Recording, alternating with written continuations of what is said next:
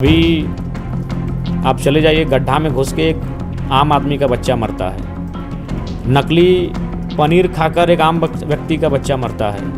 नंगे बिजली के तार से करंट लगकर एक गरीब आदमी का बच्चा मरता है। लेकिन कुछ फ़र्क नहीं पड़ता इस देश के सिस्टम को। इसीलिए मेरा मानना है कि जिस दिन किसी आईएएस का बच्चा या आईएएस आईपीएस कोई एमएलए एमपी अगर ये लोग गड्ढे में घुस के मरेंगे, ये लोग बिजली के करंट में से सट के मरेंगे, तब इस राज्य में इस देश में बदलाव होगा। तो ऐसे में मैं क्रांतिकारी विचार का हूँ। मैं स्पष्ट आज इस देश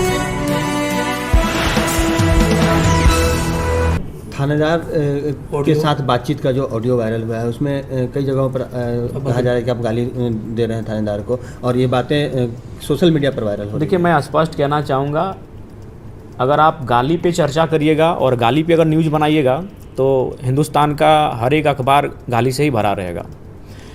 थाना 50 से ज़्यादा थाना है धनबाद ज़िले में, और हमें लगता है प्रत्येक दिन कम से कम 10 लोग थाना प्रभारी से गालियाँ सुनते हैं। धनबाद ज़िले में कई उद्योग हैं जहां कर्मचारी काम करते हैं और मैनेजर से, सुपरवाइज़र से, एचआर से दिन में हज़ारों किस्म की गालियां सुनते हैं। तो अगर आप गालियों पे बात करेंगे ना तो दिन भर नहीं, पूरे साल का अखबार आपका और न्यूज़ चैनल भर जाएगा। लेकिन अब यहाँ हुआ कि गाली देने वाला को कोई गाली दे दिया है। गाली देने का काम होता है थाना प्रभारी का। पुलिस में जुड़े लोग गाली देते हैं और खूब भद्दी गालियाँ देते हैं। ये किसी से छुपा नहीं है।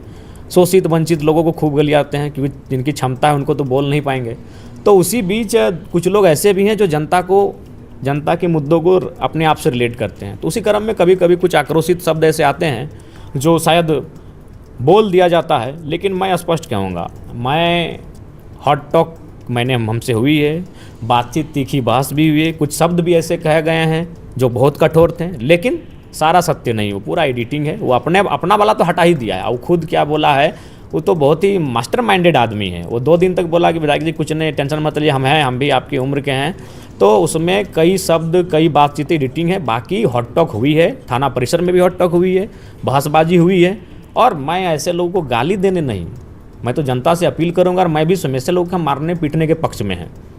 देखिए, अब एक बात स्पष्ट है, अभी आप चले जाइए, गड्ढा में घुस के एक आम आदमी का बच्चा मरता है।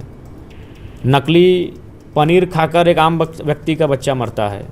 नंगे बिजली के तार से करंट लगकर एक गरीब आदमी का बच्चा मरता है।